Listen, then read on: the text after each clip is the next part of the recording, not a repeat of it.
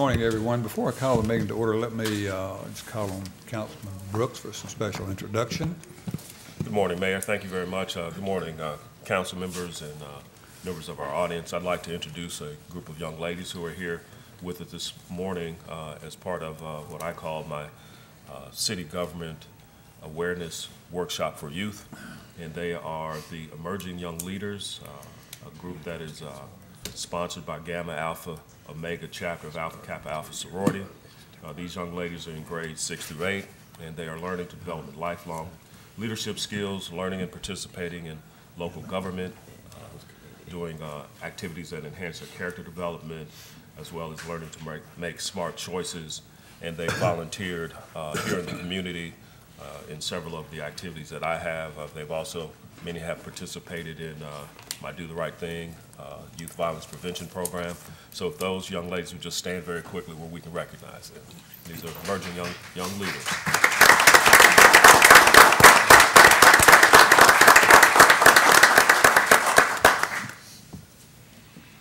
Thank you, Mayor. Thank you, Councilman. We'll call the July 3rd, 2012 meeting of the Jackson City Council to order. And we'll ask Councilman Scott Conger to lead us in an invocation and pledge. If you would, please rise. Please bow your heads. Most gracious Heavenly Father, we come before you this morning, first of all, giving thanks. We thank you that you allow us to see another day, another sunshine, another nightfall. We ask that you give the members here today making decisions for our city the competency of thy divine wisdom, that we may better serve the citizens of Jackson. We also ask, Lord, that you let us remember the reason for July 4th, and that you give traveling graces to all those who will be traveling, visiting family this week. We ask all these things in your Son's name, Jesus Christ. Amen. Amen. I pledge Allegiance to the flag of the United States of America and to the republic for which it stands, one nation, under God, indivisible, with liberty and justice for all.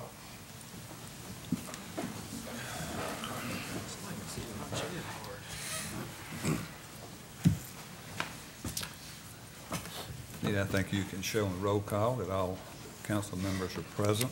Item 4 is approval of the minutes. The June 5th, 2012 City Council meeting. Council members received a copy of those minutes, and if there are no corrections or additions, we'll just declare those ready to go in the record book.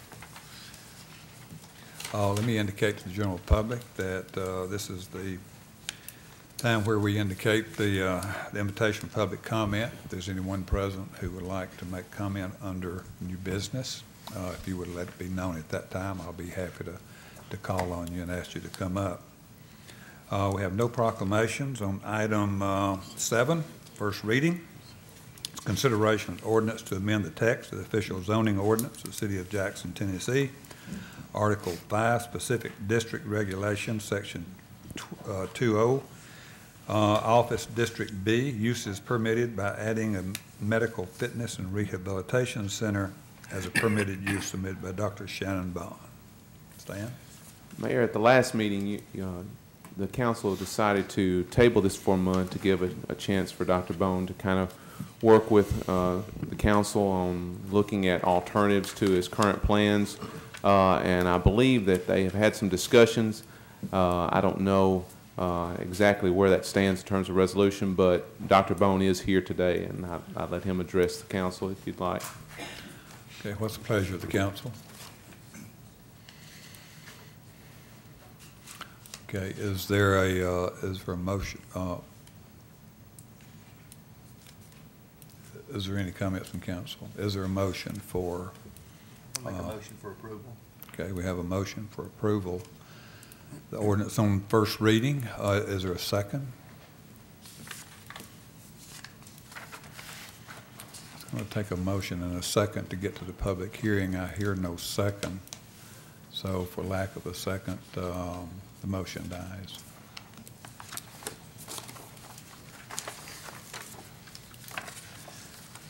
Item 2 is consideration of a beer ordinance revision that requires off-site consumption beer permit applicants to receive responsible beverage service training.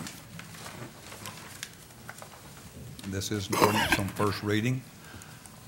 Any discussion from council? Move for the approval. Second. Have a motion for approval and a second. This is a revision to the ordinance, so let me declare the public hearing open and ask if there's anyone present who would like to be heard in opposition to or in support of the passage of this ordinance. Seeing none, hearing none, we'll close the public hearing. We have a motion and a second. Council, please vote. And the vote is unanimous.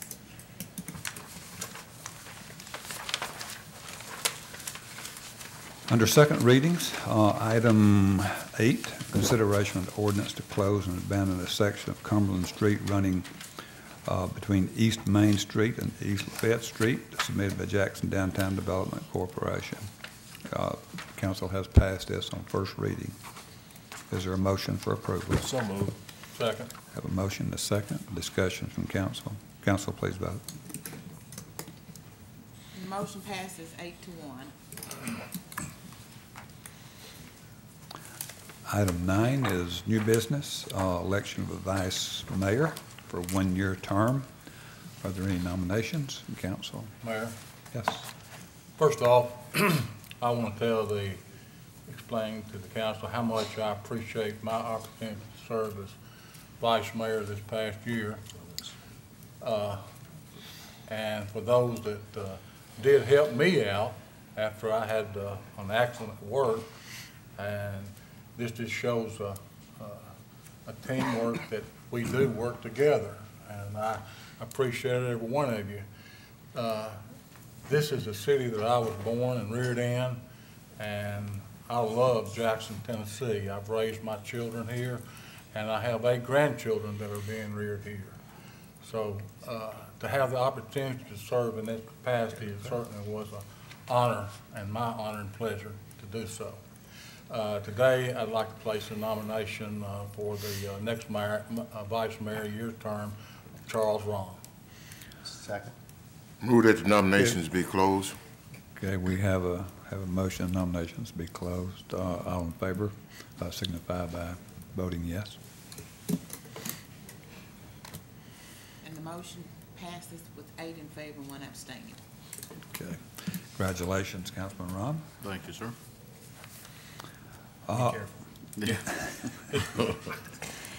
Item 2 is consideration of a contract for fire department turnout gear. Ms. White?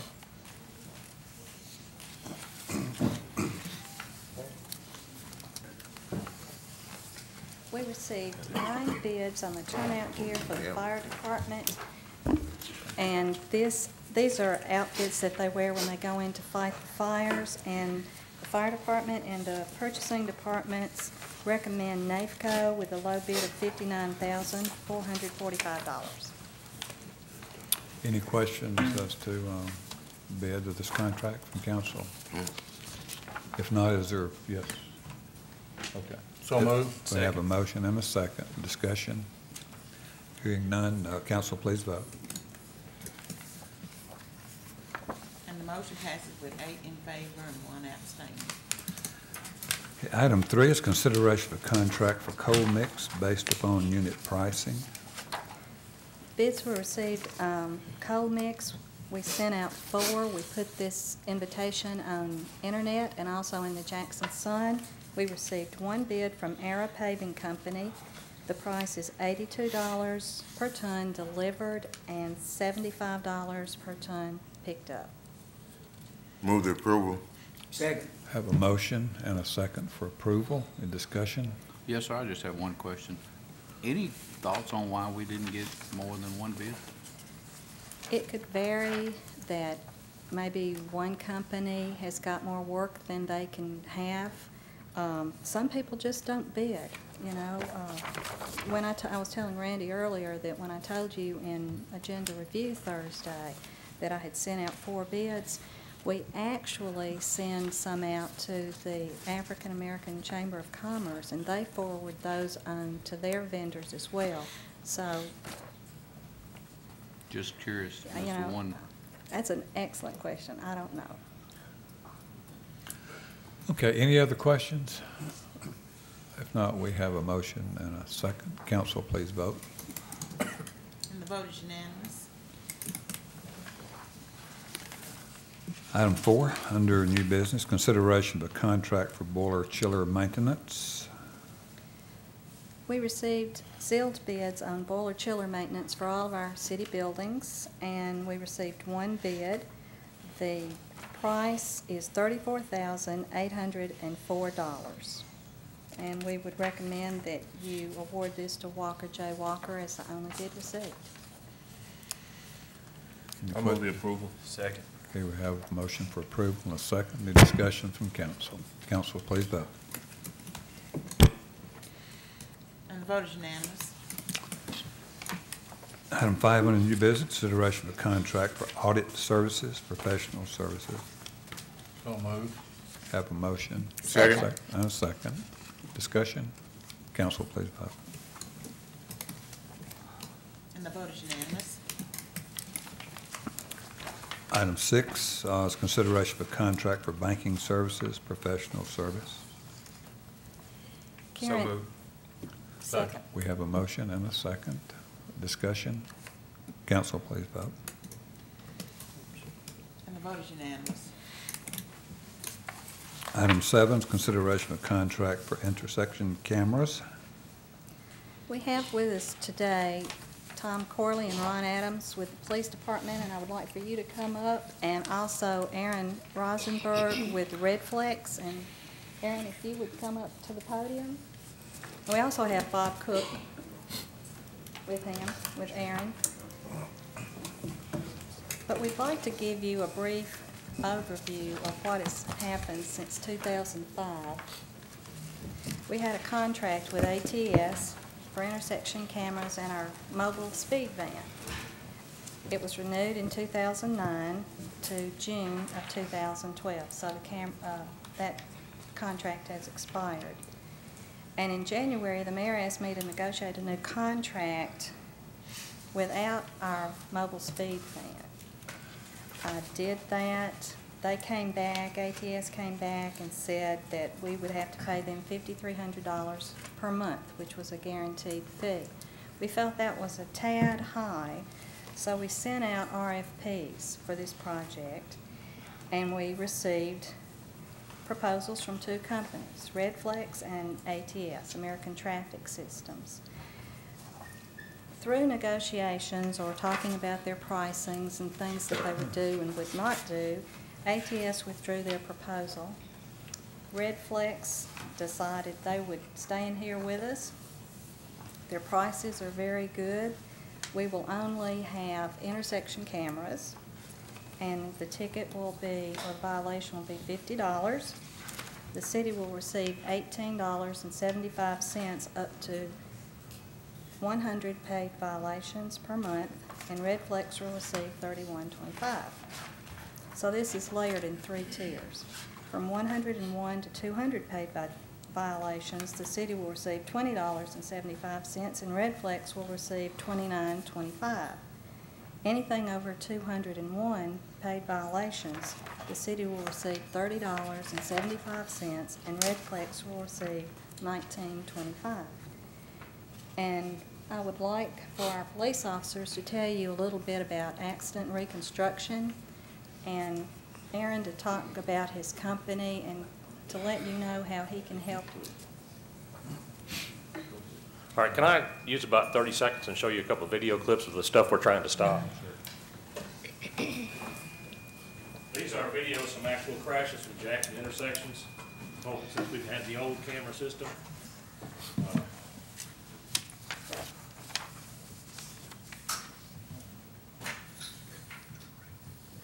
This crash here occurred at Ridgecrest and Highland. This put a couple of young women in the hospital with fortunately not very serious injuries. Here comes the drunk. Runs over the 2 women. He actually fled the scene from this crash. Officers located him a short while later, doubling back on I-40. And he was charged with 2 counts of aggravated assault, DUI, third offense. When we presented this video in court, his attorney decided it was in the best interest of his client to plead guilty. So that was the end of that case. This is another case. We're talking about putting cameras on the other direction on the bypass that we have now. This is one reason why. This is Channing Lane and bypass.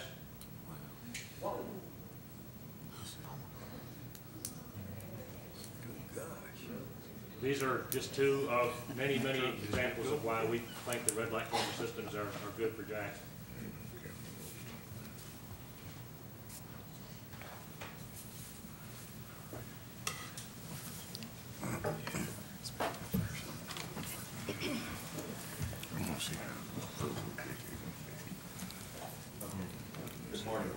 Good morning. It's a pleasure to be here. I really appreciate the opportunity. My name is Aaron Rosenberg. I'm an Executive Vice President with Redflex. Just a little bit about our company and know who your partners may be. We're the largest and longest established company in the photo enforcement space in the United States, as well as in the state of Tennessee. We've been operating here since about 2003, 2004 with the first program, which was Knoxville.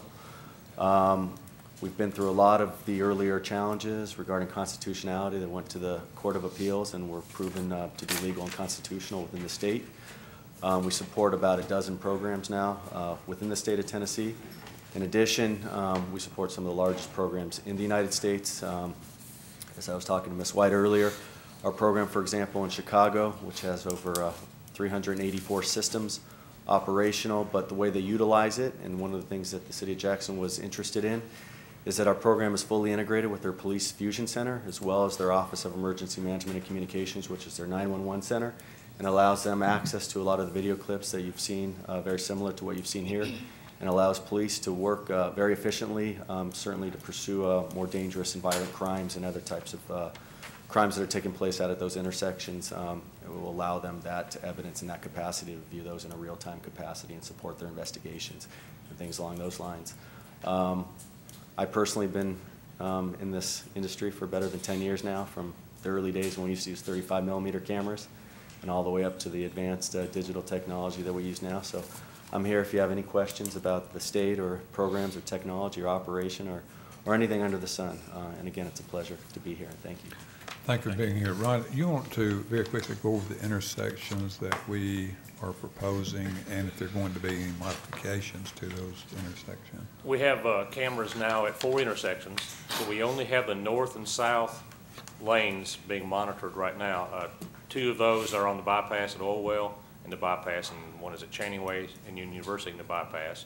We have one at Ridgecrest and Highland, we just saw a video of, and then one at Old Hickory Highland. I would suggest that we do engineering studies that we're required to by law to look at adding coverage for the east-west traffic on the bypass. One of those crashes you saw was east-west traffic, especially at Oilwell in the bypass, since we've had a program in place in 2006. We've noticed that apparently it's working quite well because the number of crashes at the bypass traffic has gone down and the crashes on the east-west traffic has gone up. So clearly that there might be some benefit to monitoring the other directions as well. And recently we've seen an increase in crashes at airways and bypass, including a couple of fatalities. We would like to do an engineering study for airways and bypass and see if that warrants a camera system as well. Okay, is it proposed to have the east-west cameras on all the existing intersections on the bypass? Is that part of the study? That's what I'd like to do, yes, sir. And then we're studying one other intersection, that would be at Airways. That's correct. On the bypass, okay. Okay. Any questions of council, either of our PD or the representatives? Yes, please. Okay, just 1 second. Okay. The existing intersections, the new cameras that are being talked about, if this passes, to what expense is that to the city? There is no financial outlay for the city whatsoever. The vendor under contract would provide all of the equipment. They would maintain all of the equipment throughout the life of the system. And these cameras are just for red light traffic? That's correct. Not speed? They do not do any speed enforcement. And right on red is not enforced, correct? Right on red is not enforced. Of course, Channing Way in the bypass, we'd never have done right on red there because there's a yield sign for those right turn lanes, so it wouldn't even be applicable. State law now, we can only do right turn on red with a camera system if the intersection has been posted with a no turn on red sign. None of these intersections are so posted. Yeah, the existing cameras that we have in place now, will they still be in place, or will we have to take those down and put new cameras up for? The proposed vendor, Redflex, uses a completely different system than our old vendor. That's one of the things that we like about the new system. We're looking at such large intersections on the bypass, And the old vendor uses a single camera to try to capture all 5 of those lanes of traffic, plus you have to get the photo signal heads in the picture as well. So the field of view gets so wide that the detail on the photos gets quite blurry by the time you zoom in on license plates from the extreme left turn lane. The new vendor proposes using multiple cameras at each one of those intersections, so hopefully we'll actually get better evidence than we got in the past. Will there be any cost to the city to take the existing cameras down? No, the old vendor is required to come and remove that equipment. Couple of questions. Go ahead, Councilman. One, I guess, is just from the police department, y'all are comfortable that the cameras are providing extra safety for the citizens, which is more my concern than the revenue. That's our intent. It always has been our intent. I get questions constantly about what's the revenue and all that, and to be perfectly honest with you, I don't even really keep up with that. I'm a traffic safety guy. I've been doing traffic safety stuff for 20 years, and that's my intent for the whole system, is to make people safer. Okay. The other question I had was, I did receive an email or two about the new company that we're talking about coming into town, and they've been vetted as far as being a good, reputable company and not having, more problems than normal for any type of company this size.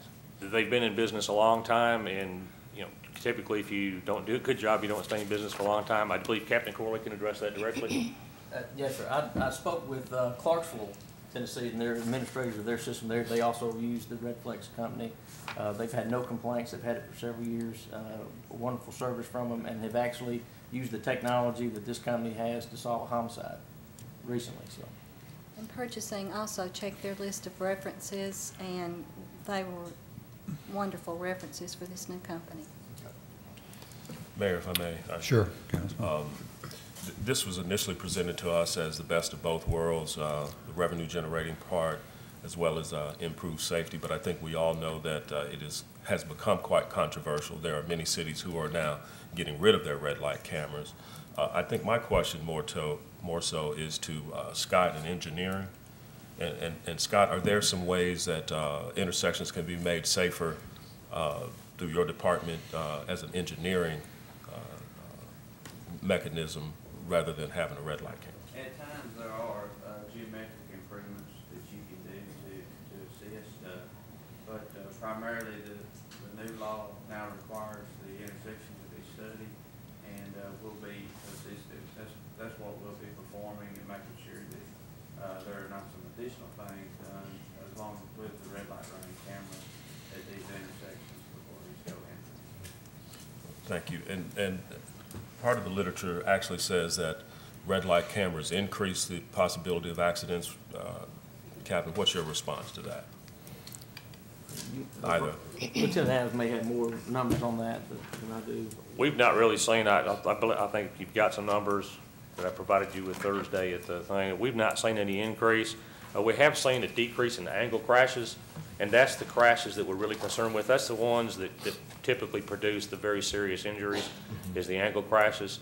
So, again, I'm a traffic safety guy. I look at hard numbers and try very hard to keep it scientific, even though I realize each one of those numbers represents a family that's gone through a tragedy many times. That we may see a slight increase in rear-end crashes, especially when the system is new and people are unsure of how the system works. But those are typically very minor crashes, produce very minor injuries, if at all, as opposed to these devastating crashes that end up with people with disabling injuries and being killed. And if you could just repeat, we're going to add cameras at how many intersections again? What we propose to do, or we're going to study, let's put it that way. We have to do the engineering study by state law. We'd like to have an engineering study done at all the intersections where we have them now, in the directions of travel that we have now. And we would like to look at the possibility of installing the cameras at the east-west traffic at the 2 intersections on the bypass that we currently have, which is Orwell in the bypass and Channing Way in the bypass. And we would like to have an engineering study done at Airways in the bypass, because we have had a couple of fatalities there recently. Okay. Thank you very much. East, west, and north, south? If we're going to do an intersection analysis or intersection engineering study, they would automatically do all 4 approaches at each one of them at the same time. So we would see if we only need them in 2 directions, we'd only put them 2 directions. If they're warranted at 4, we would do 4. Lieutenant, could you go for it? Go ahead. Go. Okay. You said that the number of crashes had decreased. Overall, I believe that's correct. the number of fender benders and rear ends have increased. I believe that's correct. Okay. And as we watch the video, of course, yes, we want to avoid those kinds of things, but we didn't see the fender benders and the rear ending on the video, so we didn't see those accidents. I've talked to a lot of people this week. They've given me a variety of reasons why they don't like the cameras. 2 of the people I talked to got rear-ended. Some of them said, when I approach those intersections, I just slow down. I'm so afraid the caution light is going to go on. And once it goes on, you've got to really step on it to get on through there. Some of them, even though the constitutionality has been challenged, some just, they just don't think that that's right, that in this country, in this city, when you break the law, they want a police officer to stop them. They don't want a letter in the mail. Something else that someone mentioned to me just this morning, she said, why are we sending this money from these fines to a company? Why can't we have it all? If we have the cameras, if we own the cameras, or if we lease them, this person was saying, if a police officer is going to have to sit down and sign off on all of these, why can't the city of Jackson just have all the money, just review it themselves? Now, I know that's a technology thing, but that was another comment that was made. So based on my very limited research, very limited, those were the kinds of things that I've been told. So based on all of that, I'll have to vote against it. If I can just point out one thing, keep in mind we're not asking anybody to do anything new. All we're asking people to do is stop at the red lights. It's nothing new to give the owner of I really have to stop on caution, though, because you can't cross the bar after the light turns red. I mean, all of our intersection signal timing is set up to, I believe, close to a second longer than what the engineers say with the minimum we have. We don't have short yellow lights. We've got plenty of time. Again, only thing we're asking people to do is stop at red lights. It's nothing new to give the owner of a vehicle a ticket. If someone borrows your car today and parks it in the fire lane, you're the one that's going to get the ticket. So it's really nothing new. It really is. Okay. I'd like to also address the aspect that you brought up about having an officer issue the ticket firsthand as opposed to the camera system. We get a lot more money that way. Well, they charge more, but it's not about that. From an administrative standpoint and the use of resources in this day and age with the economy like it is and our budget like it is, we obviously need to have our officers where they're going to do the most good. If the camera can take that picture and capture that violation as opposed to using an officer there and a vehicle and the expense all that is involved, we could use that officer somewhere else to combat some other type of crime. So that's from an administrative and a budget perspective. In addition, if that officer was there and wrote you the citation personally, which is the preference of this person that spoke to you, they would not just get the $50 civil penalty that does not go on their record. They would get a citation, which is in court costs, points on your record, insurance rates raised, and so it's the least intrusive manner to capture this violation, at the same time increase safety. Lieutenant, you touched on the real-time capabilities Thursday of the video and having the Redflex vendor offers us ability, as he mentioned, it's integrated through your traffic management system, and is that we can almost instantly view the video from these intersections. So if there's a crash or a bank robbery or a kidnapping, we can access this video real time. With our current vendor, I have to send an email request to the company, and there's a 7 to 10 day lag on getting the video. So that's going to be a huge increase for the city to be able to do that. We can set that up with usernames and passwords for our patrol supervisors working even midnight shift, to where something happens at night, they can access that video right then and use it towards investigations. So do you actually have someone then that is going to be monitoring this all day long, so that you see if somebody comes through that thing at 80 miles an hour, or maybe someone who's just robbed a bank, you've got somebody watching that?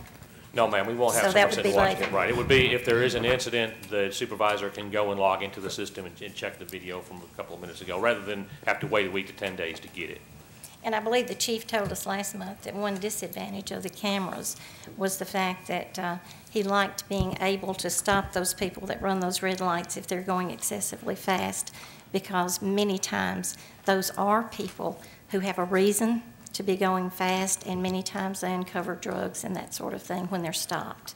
So he mentioned that that was one disadvantage. Even though there's a camera system in the intersection that does not prevent a police officer from stopping him and writing him a ticket for the same offense, the city ordinance as it's written is if someone is stopped for running a red light and then the camera ticket comes out later, the camera ticket automatically gets dismissed and the officer ticket goes through. So we still have the capability of working the same intersections without... Very delayed. Pardon? That would be very delayed, correct? What's that? You couldn't do it immediately. I mean, that person would be gone unless you've got somebody that's monitoring that No, video. An officer can Right. go out and watch the intersection and catch these people as they're committing the offenses and pull them over like they do anywhere else, even if there is a camera there.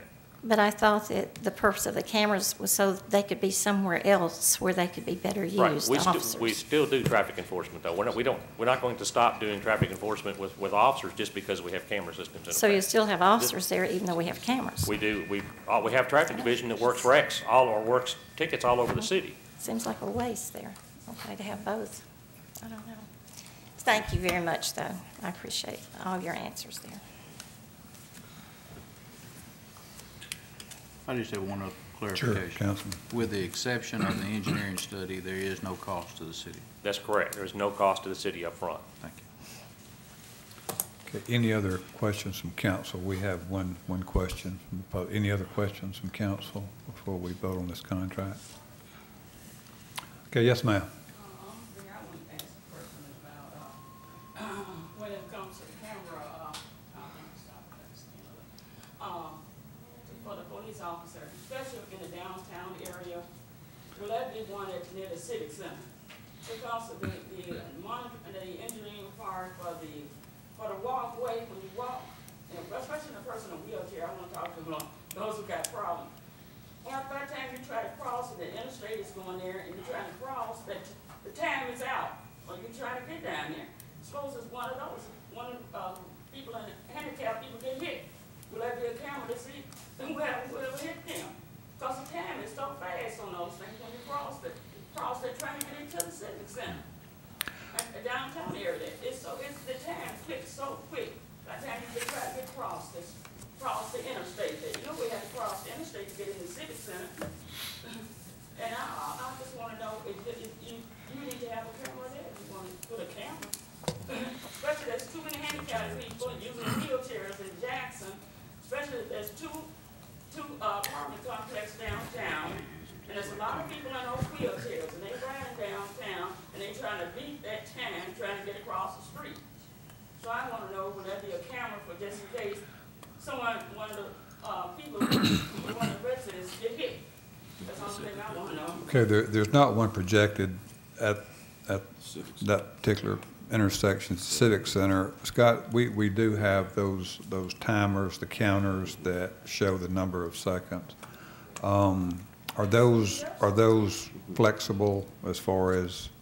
We can look at those and add additional time. We do set them based on the standards for walk time. Right. It does supposed to take into account the disabled people as well. Okay. But I can look at any individual signal to make sure and get there. Okay, the city engineer indicated he would look at that signal to make sure that the timing is accurate, and if it's not, consider making some modifications to give you a bit more time to get across there. Okay. Okay, any other questions from council? Okay, is there a motion for approval of the contract? So moved. Second. We have a motion and a second. Any additional discussion? Council, please vote. And the motion passes with 6 in favor and 3 against. Okay, thank you. Thank you. Item 8 is consideration of a street acceptance for Jackson Madison Medical Office Park, Section 2, south portion of Medical Center Drive. Motion to approve. Have a motion for Second. approval? Second. Discussion? Council, please vote. And the vote is unanimous. Okay, item 9 is board appointments. We're asking the council to rescind the appointment of Jane Alderson to the CEDC.